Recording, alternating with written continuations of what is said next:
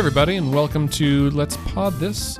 My name is Andy Moore, and I am not joined by Scott Melson this week. You guys didn't expect that coming, but I am joined by two excellent co-hosts. One, Mr. Bo Broadwater from the Journal Record. Hello, sir. Hello. Thank you for having me. Thanks for coming back. Bo is always our pinch hitter. I texted him like this morning, "Hey, what are you doing today? You want to come podcast?" Absolutely. So I appreciate you coming. And then also we're joined by Megan Funderburk. Yes. Man, I have a friend whose name might be Funderburk. I wonder if you guys are related. It's a hard one. Well, welcome. Megan is our intern this semester from Oklahoma Baptist University out in Shawnee. Thanks Go Bison. Go Bison. I was going to ask what the mascot is. Yes. Yeah. The OBU Bison. Nice. Bo, did you... I didn't even know they had a university in Shawnee. Really? Yeah. They used to have two. Really? Didn't they? Wasn't there? St. Greg's. St. Gregory's. But it was damaged in the earthquake or something. Wasn't it that one? No. I mean, they might have been. They closed in the past year. And they got bought by somebody. Like a company bought them. Hobby Lobby. Hobby Lobby bought them. Yes. This all makes sense now. You can just buy a university? I think so. Wow. Okay. They just a printing press and churn out diplomas, and Yeah. next thing you know, it's Trump University. All right. Now we're getting into national politics. Whoopsie daisy. So today in this episode, we're going to talk about a dead man running for mayor, a cost of living adjustment for retired state employees, independent redistricting. But first, let's talk about Governor Stitt's request for an audit of the Oklahoma Management and Enterprise Services Department. That's right. This is our news roundup. Oh, that's the wrong button. This is our news roundup. Megan, did you know we have sound effects? I did. Okay, you've listened. Yes. Excellent. This is And good. that's not the first time he's hit the wrong button. No, I also knew that. not the first. Won't be the last today, I'm sure. For those listeners or for you guys, on Tuesday night this week, we had an event at the Tower Theater called 321 Council Contact, where we had 3 Oklahoma City Council members. And it was set up like this. It was our podcast and the Wafty Show podcast interviewing them. And I missed a rim shot opportunity. And Scott was like, "You miss it every time." I was like, "Well, I was doing something else." I need to have it back on my iPad again. That was much more effective. So anyway, let's get into the news roundup since I've played the music now. So Governor Stitt earlier this week and his COO requested an audit of OMES, and they did this in response to OMES requesting more money, right? So they said, we need $16 million to finish out this year, and this year ends June 30th.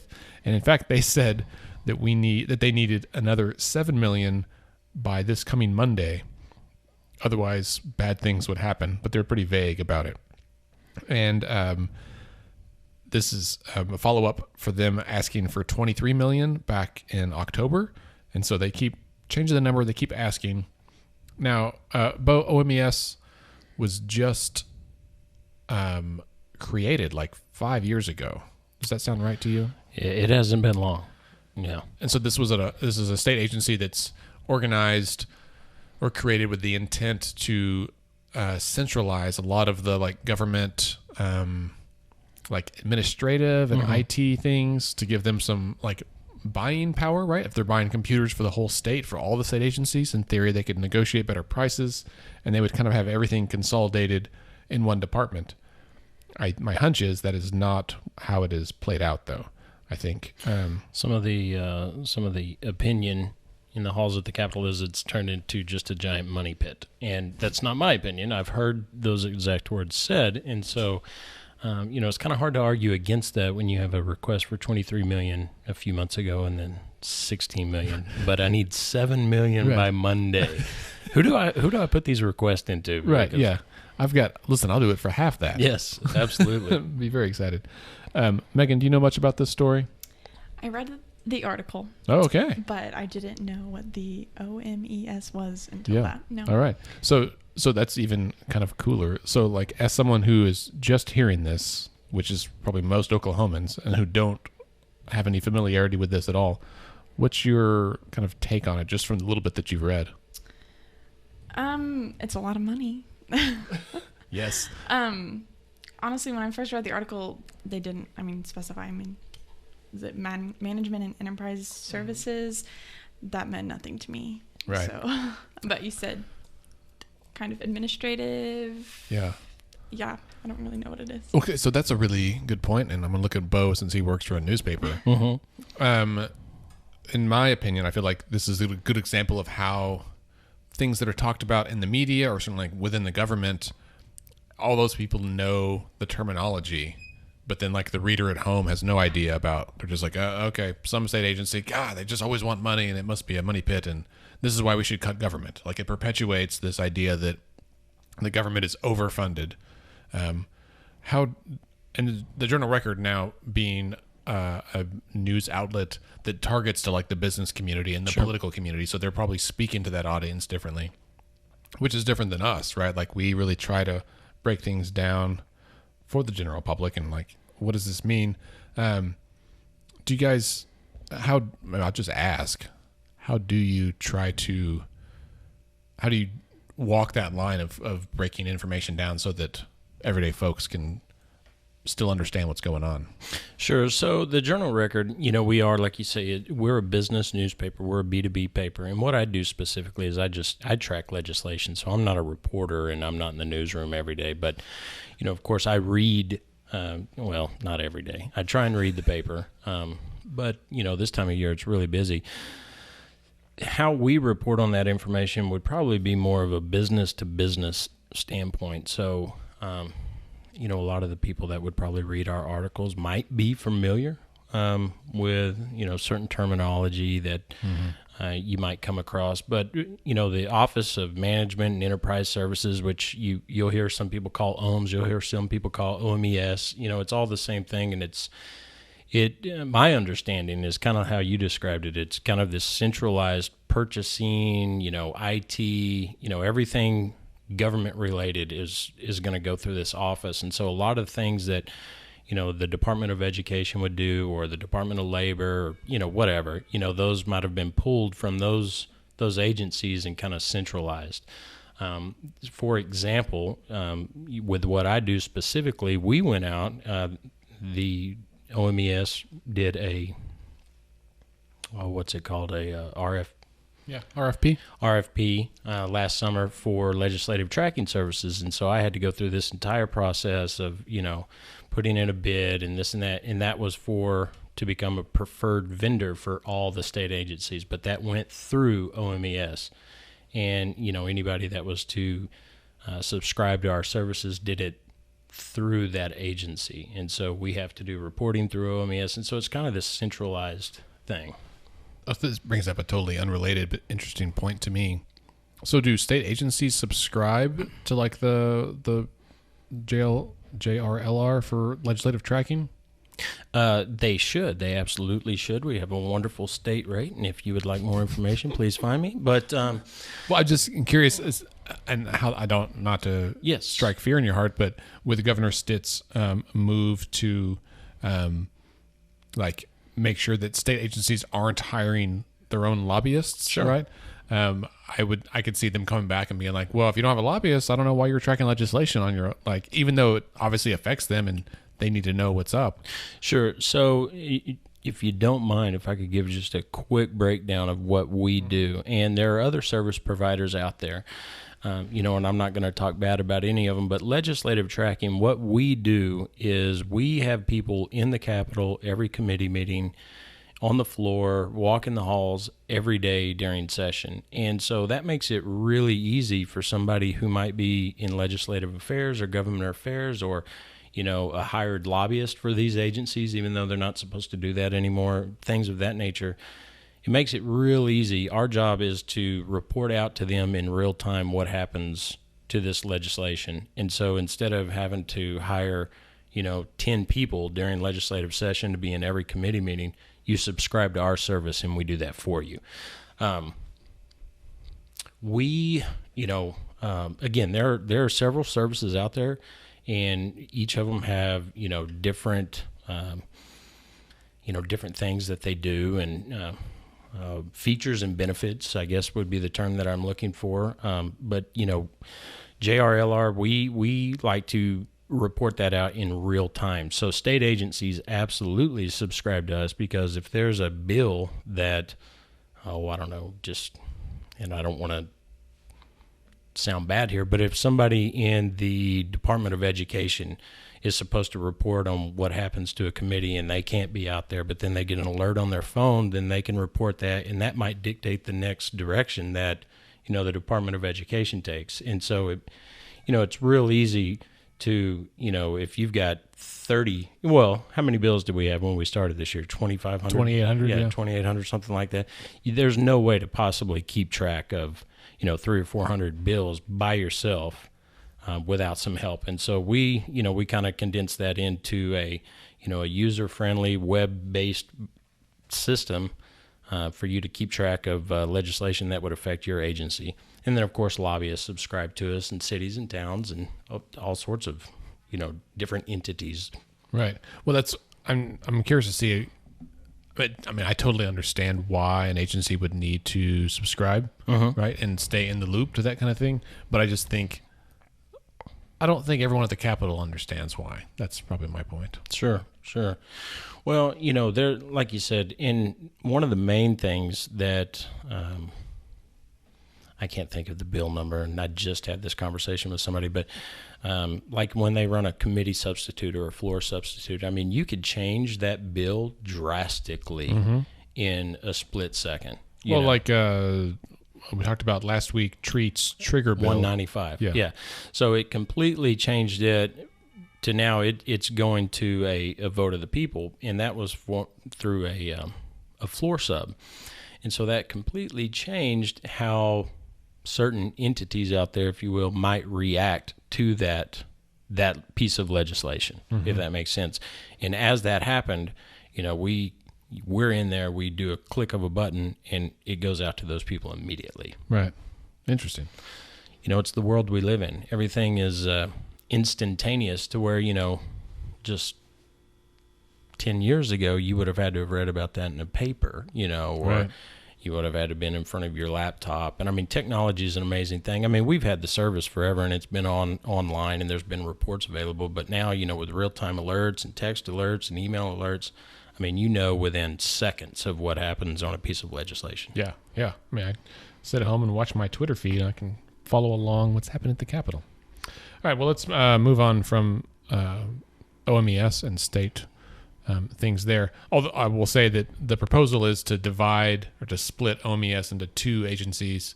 One would be IT services, the other would be everything else. My hunch is they'll try to split it and then do away with the everything else branch. If not this year, then like next year. They'll try to split them because one of them, I think, serves a clear purpose and the other one does not, and is probably a bureaucracy in some regards. So we'll see.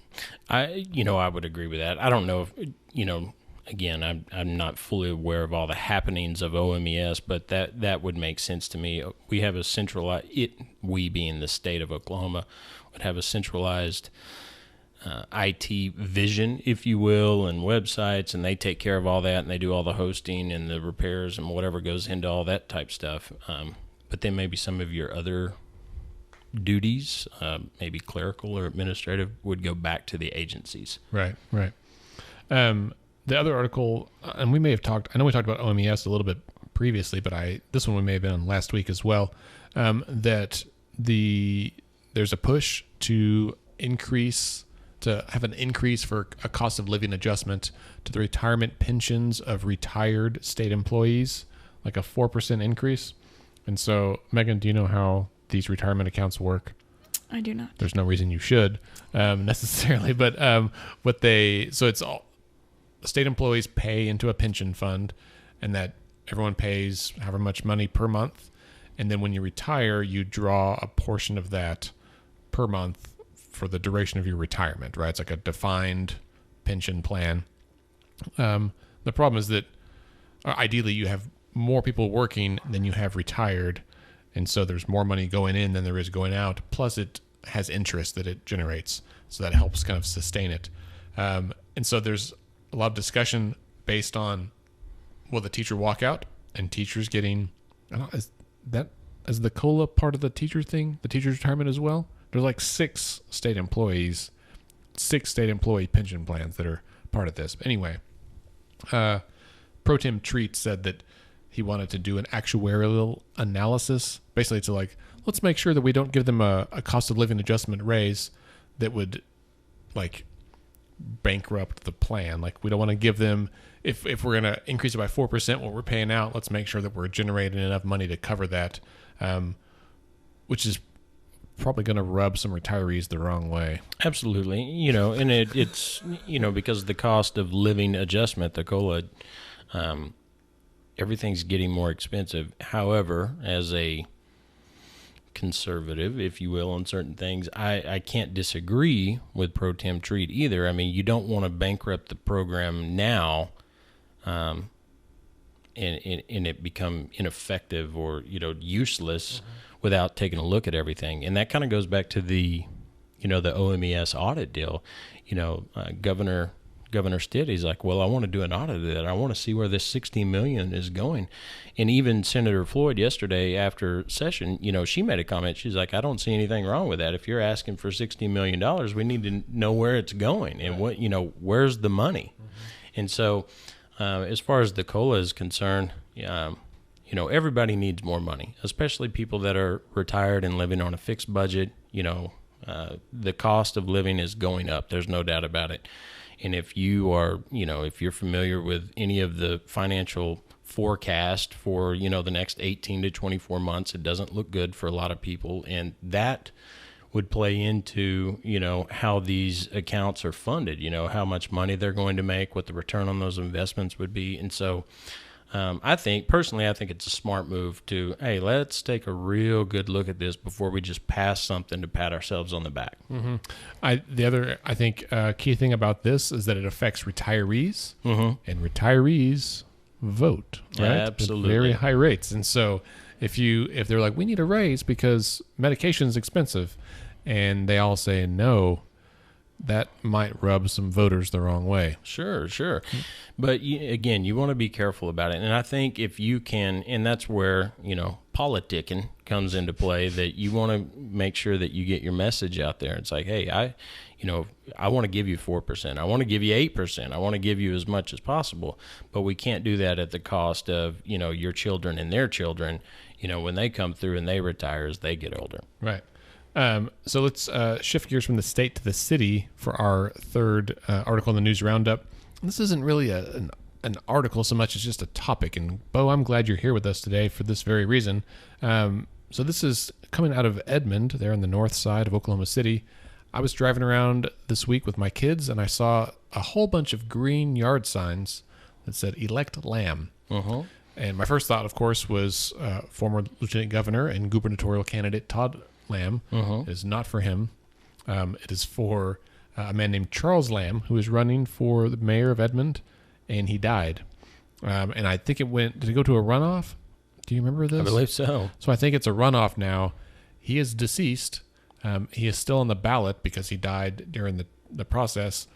And so proponents of his campaign, those that are still pushing it, are trying to get him elected so that then obviously he can't fill the seat because he is deceased. And so the city council would then, the remaining city council members would be allowed to just appoint somebody, and rather than it being a vote of the people. Sure. So he has. Oh my goodness! I apologize. Is that your alarm to wake up? Yes. I need to get ready for work. Some of my friends that work on the morning news like sleep from like 11 to 1 or 11 to 2 in the middle of the day, and then they have to go back to work in the evening for a stand-up and then go back to sleep at night. They take like weird dual naps. So for the listeners at home, my son gets out of school at 3:30, and in case I'm deep in work, I want to make sure that I pick him up. It's 3:25 right now, and so I was like, if I need to go get him. But I don't today. So. I was like, do you need to leave? No, I don't. Okay. No. So anyway, Edmond, some folks in Edmond are trying to elect a dead man so they can appoint someone to his seat. So the Edmond Sun, the newspaper up there, has an online poll on the front page of their website that says, do you believe purposefully electing a deceased candidate on a ballot and then council appointing a candidate in his place or her place is throwing out the democratic process.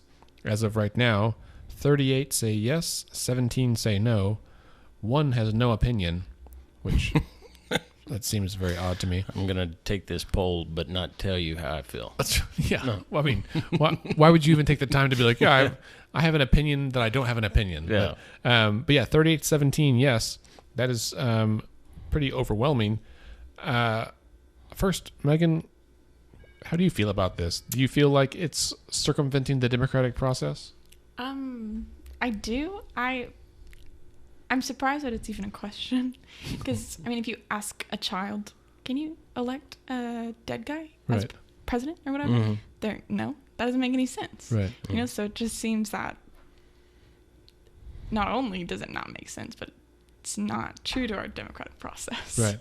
Like it seems to be exploiting a loophole. Right. Sure. Bo, you're a city council member. Correct.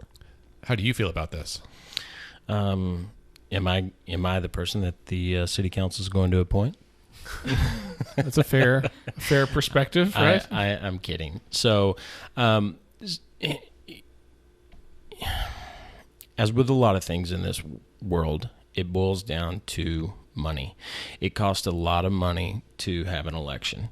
And so when people, and unfortunately, you know, we saw this at the state level last year with, and now I'm terrible, but there was...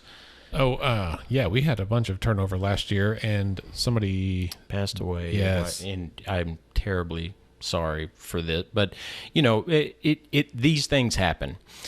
My personal opinion on what should happen is the election should just be over. You know, that race is done, and then you start all over. But that's expensive. It really is, and it doesn't make a lot of sense from, you know, the financial perspective. And then with your turnout, I mean, you know, you're running one ballot with, you know, your 4 or 5 or 6 or 32 races that are on there.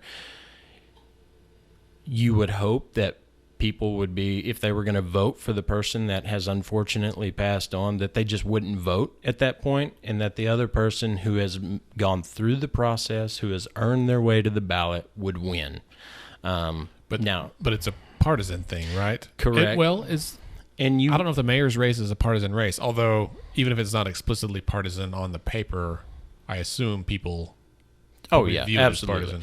Sure, absolutely. And even having said that, you know, someone that, say there was a runoff, or someone that would have run for mayor had, you know, Mr. Lamb decided not to run for mayor, you know, now they don't get their shot until the next term is up. And so, you know, how do you fix it? My personal opinion is you bite the bullet on the cost, you remove that from the ballot, and you go through the entire process again. In a perfect world, the person on the other side of the ticket that's running against Mr. Lamb is automatically on there. And then you run through a short primary process if you need to. You go through, you know, the filing process. You know, so if 4 or 5 or just one person comes out and they decide to run, then that's very easy. And you can do a quick turnaround because you do want somebody in that office. If it's going to be a dragged out, you know, thing where you've got to go through a primary and a runoff and this and that, then maybe the council appoints somebody to fill that role, that position, temporarily. Maybe the vice mayor, if that's how Edmond City Council is run. But as far as the poll is concerned, yes, I do feel it circumvents the democratic process. You know, it's really easy, especially if, you know, if... I don't know, you know, it's just a tough, I mean, how do you fix it? You know, without legislation, it's like I've got all these scenarios running through my head because whoever they appoint is probably going to be happy to be mayor. But did they want to be mayor? If they wanted to be mayor, they probably would have run for mayor. You know, there's just so many things that go into it. Well, I think there's the chance for some kind of odd collusion or something. Oh, absolutely. Now the council may very well appoint the other candidate, right? And sure. Well, good effort, man. It's not your fault that this guy passed away and dropped out, but I think they also are careful to not set precedent for all the other reasons someone might leave a ballot, right? Like you could be on the ballot, they're all printed, they go out, and then there's a terrible scandal or something, and the person gets arrested, and you don't want to elect someone by default necessarily, right? Like, oh, we've seen, even at state level, in national level. I mean, people that all of a sudden, under weird circumstances, have pulled out of the race. Not necessarily due to death, but they've pulled out. But at that point, they're still on the ballot. But it's basically a default win for the other person. I wish Edmund the best of luck figuring this out, and I hate that their mayoral candidate passed away, but it's a tough deal. My opinion is you start over. Yeah. Megan, would you vote for a dead candidate? I would not. Okay. Even if what if it was your dad? I feel like that would make it even more so not. Okay. Interesting. Yeah. There's no right or wrong answer here, obviously. I don't know how to word it. I guess if my dad was running for mayor and then he died, I would not want to continue. Right. He's not going to be mayor, so I don't want a substitute. Right. I agree with you, but that's kind of funny because you might have that one last chance to vote for your dad, I guess. or right. something. Right. I mean, it's just weird, Well, and here in our studio, we have Megan's classmate Savannah is on the couch taking photos of us, out of view of the mic or the camera and off mic. But Savannah, if your dad was running and he passed away, would you vote for him? No.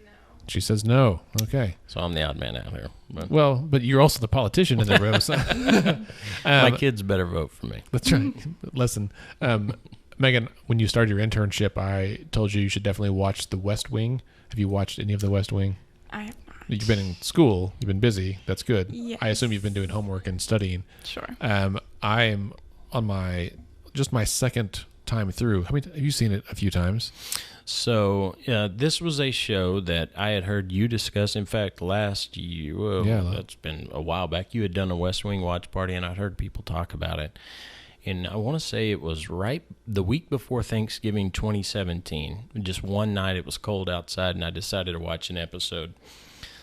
It was right before Thanksgiving, like that Tuesday. Did you watch whatever? Did you watch Thanksgiving episode? By the end of Thanksgiving break, I had seen every episode and had no sleep. Nice. So yes, it's a good show. So I'm watching it back through, and I'm on season 4 right now. As luck would have it, part of the storyline of season 4 is a candidate that is running for office, and he's deceased. His campaign manager is played by Josh Malina, who's one of the hosts of the West Wing Weekly podcast. Josh, if you're listening, please come to Oklahoma City. We'd love to have you and Rishi here. And for all of our listeners, please tweet at the West Wing Weekly and tell them to come. We'll have a co-pod thing, and it would be tremendous. And I want to be here for that one. Yeah. So anyway, part of the, not to be a spoiler alert, but part of the storyline is that Josh Molina is running this campaign for a candidate that has died, and they win. So they actually win. So then they end up going through the process again. And Sam Seaborn, this is a spoiler alert if you just started the show, but Sam Seaborn, who's the deputy communications director in the White House, goes to run for this seat. They know he's not going to win because he's a Democrat in a very Republican district, but they want to prove a point. And so there's a dialogue that says you can't keep campaigning without a candidate, which is what Sam says to Will Bailey. And Will says, it's a campaign of ideas. He says, the candidate died, but not the ideas. The metaphor alone knocks me down. He says, the campaign's become an embarrassment to us. It's a national joke. I'm here for the president. And Will says, I admire the president, Sam. I really do. But I don't work for him. It's a great kind of dialogue where they sent Sam to go convince him to stop the campaign. And Will's like, no way, my candidate can win. And his ideas, the ideas that people support, deserve to win. We're going to carry that to the end just to prove the point that these ideas are worth fighting for. And indeed he does. That would definitely send a message. What that message is, whether it's the ideas or that, voters, I mean, you could twist that any number of ways. It's like, well, the voters don't know what they're doing. They're also, not paying attention. if you're the other candidate and you lose to a dead guy, I feel like you'd be like, never mind. Don't appoint me. Yeah. If people like me less than someone who's not even alive anymore. Right? Yeah, but there are people out there who will vote for that person just to do it. Just, yeah, well, I mean, like folks that voted for Kinky Friedman for governor of Texas a while back. Do you know about this? No. No. All right. No. Kinky Friedman is a musician and a bit of a legend in Texas, and he ran for governor, 20-ish years ago, and his campaign slogan was "Vote Kinky." Why the hell not? And he was just like, I can't be any worse than these other guys. And he's an old country musician. He's a Jewish man. He always had a cigar and just a real character. He did not win, obviously, but it was pretty funny, just kind of seeing him shake things up there. Kind of like Joe Exotic. Oof, I thought about putting that on our news roundup, but I couldn't bring myself to do it. Yeah, there was a lot. And speaking of news roundup, there is actually, and I didn't read where it was from, but there are two guys running for an office. I want to say it was in Canada, maybe. I could be wrong. But they both have the exact same name. Ooh. Spelling and everything. And really? So it was just on the Twitter moments earlier, and I saw it, but I didn't, read I'll see if I can. Story. I'll try to find that story and stick it in the blog post with this, just for the fun of it. Also, I've been looking at vacationing in Canada this summer, so I want to do one. So I've never been on a cruise, and everybody wants to do the cruise to the Bahamas. I want to go up to Alaska. Yeah, that's the only cruise I'd go on. Yeah, I've had friends that have been on cruises. Megan, have you been on a cruise? I haven't. Me either, but I had a friend that was on one that was attacked by pirates. What? Really? Yeah, they stopped the boat. They boarded the ship, had everyone come out on the deck. They had to sit down, and there was, I forget how many, but they had machine guns. This was in the Caribbean, and took all their watches and all their cash and that kind of stuff, and then held them for most of a day. Yeah. And then negotiated this with the Coast Guard or whatever, and then got in their boat and left. And so their cruise was refunded, but they were out a bunch of money. And I was like, and this was in the 90s. I mean, it was not even those Somali pirates. That was the whole thing. We apologize for the disruption. Here's a ticket for another cruise. Yeah. Come back again. Pirate free. Yes. We hope. All right, let's take a very brief musical interlude, and we'll be back to discuss independent redistricting.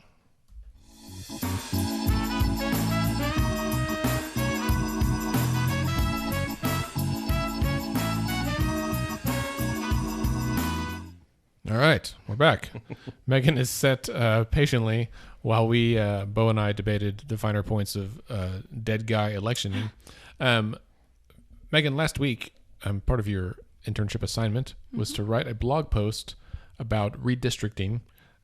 Tell us a little bit, maybe start off with, what is redistricting? All right, so news to me as of a couple weeks ago when I started this research for this blog. So every 10 years, United States government takes a census mandated by the Constitution. Following this census comes the duty of the legislator to redraw district lines for the purpose of population changes, keeping those populations even among districts, reassigning representatives based on those population changes, but redrawing those district lines to keep with the times, basically keep with the changes. Right. So why is this important?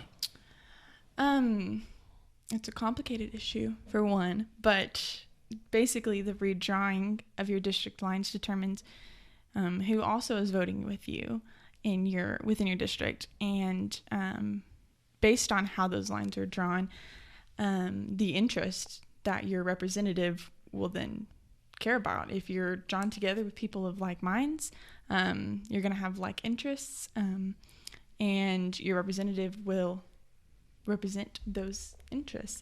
But it can also be used to draw lines that don't represent those interests well, whether that be for partisan interests or things like that. So redistricting is important because it determines how you vote and who you're voting for, Right. and who you're voting with. So I love that you have, just in framing that right there, I know I assigned this to you, but I'm learning things as we go. The way that you framed it is from the perspective of the voter, right? Like you said, who votes with you? And I'll be honest, I had not even thought about redistricting in those terms. I think I had been thinking about it from the top down, which is probably how most legislators and elected officials do, right? Of like, who's going to vote for me because they're thinking about protecting themselves or their seat. But thinking about why it's important to voters is to think about like, yeah, so where you live and the people who are around you and your similar interests, your communities of interest. So how do you and your folks get to vote to elect someone that represents you? That to me like bespeaks a sense of community that we've probably lost, right? Like I guess when I go vote, I'm thinking about who I want to represent me, but I think less about who I want to represent my community. Right. And I should think more community minded like that. That's a new thought to me. So how is it done right now? Currently, redistricting is left up to the legislator, but that looks different in every state. So the majority leaves it solely, majorities of states, I think, all but 22 or 23, it's solely in the hands of the legislature. So they are essentially drawing the lines, choosing the voters that will then vote for them. But in those 22 or 23 other states, there's been a lot of changes, a lot of movement towards new ideas. So a lot of them use some type of commission, whether that's, I think, I'm going to forget the word for it.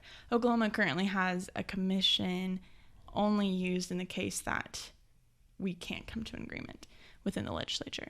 Other states use independent commissions, whether that's independent people or some from each party, both parties that are represented, they get to the job of redistricting. So it does look different for every state, but yeah, mostly the legislature. Yeah. I know that you listened to the gerrymandering series from 538, their politics podcast. They have a new episode out today. Really? About can you use statistics to avoid gerrymandering or to fix gerrymandering? It was really good. This mathematician woman was on there, and she was a hoot. It was really fascinating, and I thought about you, so you should definitely listen to it. Bo, you too. Well, I will. This is a subject that, especially with the recent trend purple in the Oklahoma City metro area, if you will. So a lot of traditionally red seats in the metro areas have gone blue, So, District 87, where I currently live, which is Representative Colin Walkie, was held by Representative Nelson for, I think, 10 years, maybe 8-10 years before that. Something like that, yeah. But, so Representative Griffin, Dunnington, 80, either way, Dollins. Yes, Dollins, Bennett. and Munson, yep. that flipped red to blue, if I'm not mistaken, when they did that. I'm not for sure on the others, but, that trend. So, but yet the Oklahoma legislature is still a supermajority red. So, how is that going to play into, even though you have, an overwhelming Republican legislature, your big, huge districts, for your congressional areas are going purple or blue from a state level. So, I'm real interested to see how these lines all break down, what that would do to the 5th. Are we going to get a 6th district? And then this is something that I could probably Google really quick. What happens if those lines are redrawn and you're not within those lines again? You know what I mean? But you happen to be like a senator on a 6-year, like if you don't live. That's a good question. You know what I mean? Do you know the answer to this? Like if you are drawn out of your own Yeah, district. Yeah, like if you're in the middle of your term. I don't know what happens, but I have read examples. I think, I don't want to misquote the facts, but I read something in the Brennan Center for Justice, does like a whole redistricting resource. Illinois, when Obama was running for senator there, ran against the incumbent, lost, but did surprisingly well. Had high hopes for doing well in the next election. Census was in between the elections, which meant redistricting was in between those elections, and he was cut out of that district. And so in this new district that he was now living in, he had no hopes of winning. Right. So it happens. I don't know what happens when that happens. Right. So, I mean, because I think because they take effect in the next election, but it's not where everyone is elected. So if you're a senator serving like a 6-year term, Sure, yeah. you'd be there. I know. I mean, I suppose they don't all live here anyway. Let's be honest. I mean, if they're in Washington, they're in Washington. But, Like for federal U.S. yeah, you folks, know. yeah. But it's like, But I'm thinking of like, State Senator Julia Kurt that we had on the show a few weeks ago Sure. that lives down the street from me. yeah, If they divided Senate District 30, which is a weird shaped district, it's like a big letter C through the metro. So like, it's like I heard my favorite was a microscope. Looks like a microscope. yeah, it does. Yeah. I mean, I'm at like 23rd and May, and then my sister lived out in West Bethany by Lake Overholser, was also in District 30, but then like friends up in the village ish were like also in it, and I was like, how does that work? So if they cut off part of it, like I would be kind of on one end, they could theoretically cut it off, and they could cut it where she's not in it anymore, but she just started her term. Sure. Yeah. So the big complaint against it is obviously, for the minority party, whether that's Republican or Democrat, it's like when you draw these lines, typically you try and do it in such a way, or so they are accused, that your party maintains that power over the next 10 years. Well, that's going to be really easy to do probably out towards Weatherford and, the Panhandle. But Oklahoma City or Oklahoma County and like Tulsa, that's what it's like. How could you possibly do that? And as a conservative, a registered Republican in the middle of Oklahoma City, like you said, from a community standpoint, it's like I'm curious how that would play out, because there is nobody at the legislature that's around my area that, is a Republican. I mean, well, I think actually District 100 out there Stark, Representative Stark is, but that's, one out of the metro. I mean, I can't think of another Republican. Well, but Treat's out there too. I mean, you've got like a representative. Oh, right, in the House. Oh, yeah, I mean, all the House districts there, right, that aren't, but also there's a chance, Bo, that you are in a community where you're the minority. It's very possible, and that's fine. I don't mind. I don't want to be surrounded by a whole bunch of people that think just like me. You can't grow that way. But when it comes to certain things that you want your views and your ideas to be represented at the Capitol, how do you go about doing that? Now, don't get me wrong. I know Representative Walkie, my representative. I know Senator Kurt, my senator, and have great relationships with both of them. But that's two examples right there to where both of those districts were Republican before they were elected. Right. Now, just because I'm a Republican, I'm probably pretty moderate, and I think both of them are too. But, what if that wasn't the case? Right. What if one of them passed away and a real extreme person was on the ballot? Bo wants to be appointed to Yeah. Well, that's certainly always possible.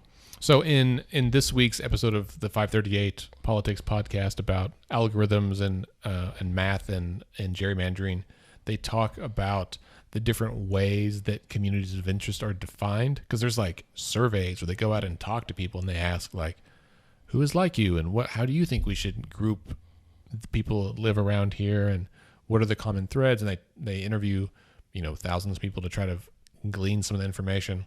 And some, as Megan, as you said, some states have rules where like you have to keep counties whole, right? well, like that's ridiculous in Oklahoma. Like Oklahoma County is clearly going to be divided among a few things, but I mean, at the congressional level, I think all of Oklahoma County is contained in CD5. It's like Oklahoma and Seminole, or is it just most of Oklahoma County? But there's some counties that are enormous too. I mean, like think about Western Texas. There's some huge counties out there that are not going to be contained. You're going to have to divide them. And also, I think county is a weird way to. That's not a community of interest necessarily. Right? I've looked at so many maps for just personal research that I've been doing here lately. I don't know. With 77 counties, with only 5 districts, I mean, I don't know. Does CD5 contain all of Oklahoma County? I should know should know this, but yeah. I don't off the top of my head. We'll look it up later. I've got that app on my phone. I can look it up there. Megan, so you said Oklahoma right now has a commission that's only a backup commission. Do we use it in case we can't agree? Yes. Based on what I read, it was something that was ballot, or it was this initiative from the 2010 census. Okay. But it's basically from that. Basically a partisan system right now, except in this extreme situation. Yes. You mentioned that there are some states that have independent commissions. Yes. What does that look like, and is that a good idea? It looks different for every state that does it, but for the most part, you'll have members oftentimes members that aren't part of the legislature, but that are appointed by the legislature from each party, and then along with independents, a few independent members, and then usually some type of moderator or organizer for the commission. I would say that yes, they are a good idea. I think that it takes away some of the, obvious conflicts of interest that come with drawing lines, but also gives a well-rounded voice in the commission. Yeah. Nice. I would agree. I think, it needs to be, when it comes to conflict of interest, I think when it comes to drawing, boundaries, that it should not be the case. I think that needs to be left up to people who can look at it from especially in today's day and age. And if I'm not mistaken, when they do the census, which is constitutionally mandated, don't they have to still go door to door to do that? Isn't that one of the things that, it's like you actually have to go and knock on every door in America and, and I may be way off there, but I swear I'd heard that somewhere. I think for the decennial census, right? That's every 10 years. I think the goal is to knock on every door. There's ongoing census work, like the American Community Survey and that kind of stuff that's done by mail. But yeah, once every 10 years, they go door to door. Think how inefficient that is. Really, in today's day and age. Now, the argument for that would be to make sure that you count everybody and that you, if there are people who might not be here as citizens,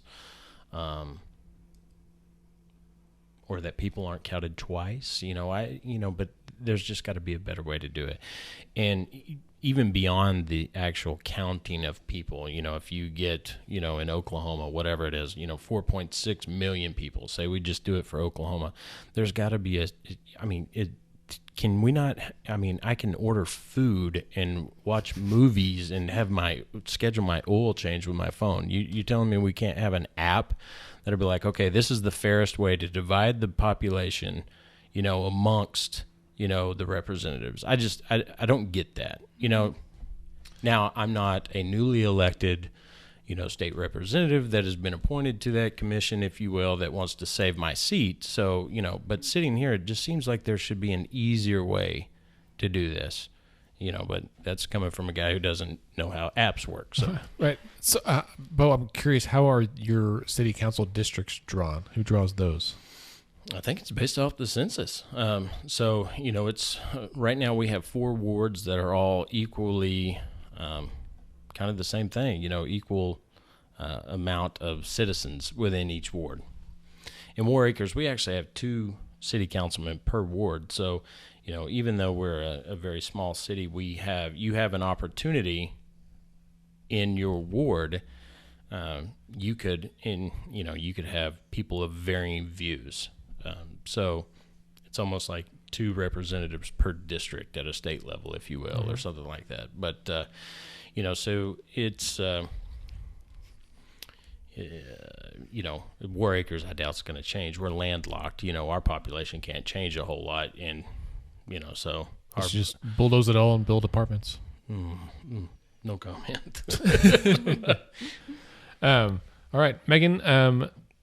Any final thoughts? Like after doing all the research you did for the blog post, which is great, and I encourage all of our listeners to go read it. I will link to it in the post from this, but if you just go to letsfixthisok.org/blog, you'll find it there. It's called Independent Redistricting, a Primer.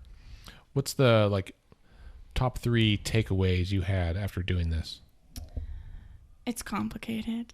Okay. I think there's temptation to make it more simple than it is, but ultimately it's a very complicated issue that takes a lot of hard work from whoever is in charge of doing it.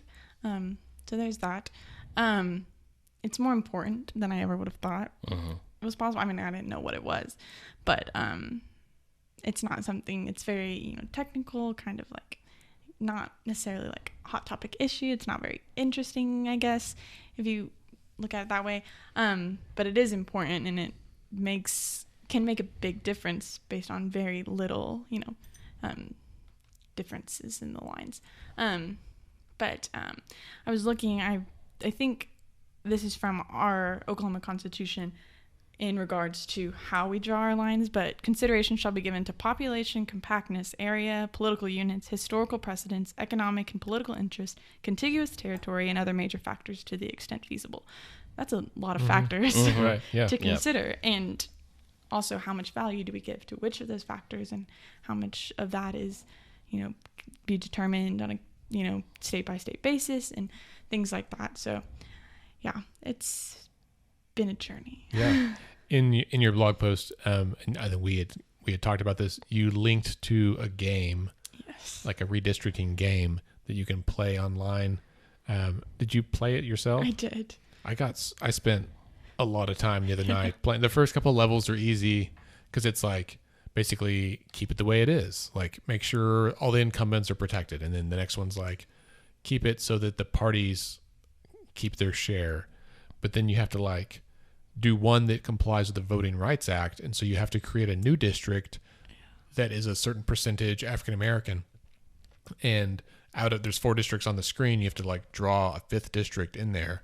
They have a little cartoon incumbents, and they have the party representatives, and they have the governor weighs in, and then the courts, and you have to get past all those hurdles.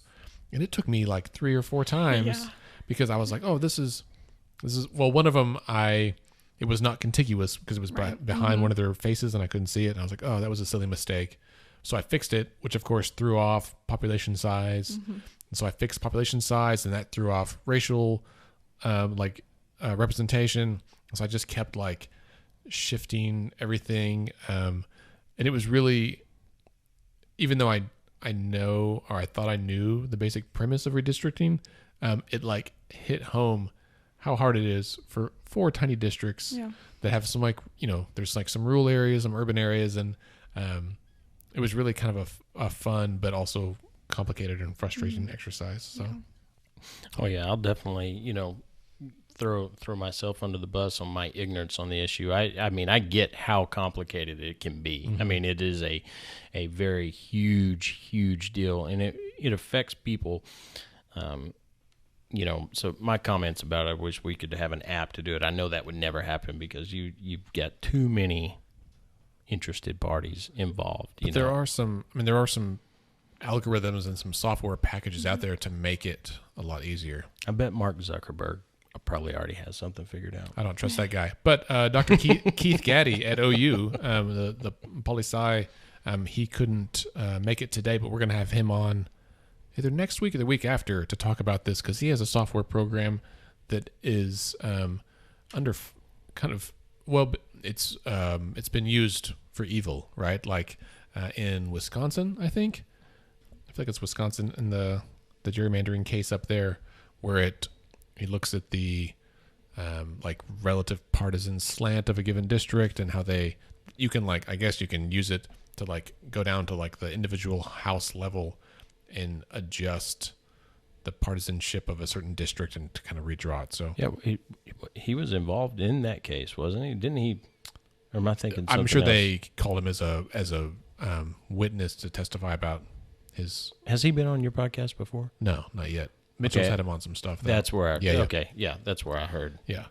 All right. Well, Megan, what's our next topic that we're gonna, not today, but that you're working on for blog posts? And we talked about automatic voter registration and open primaries. Yes. Have we decided which one you're doing next?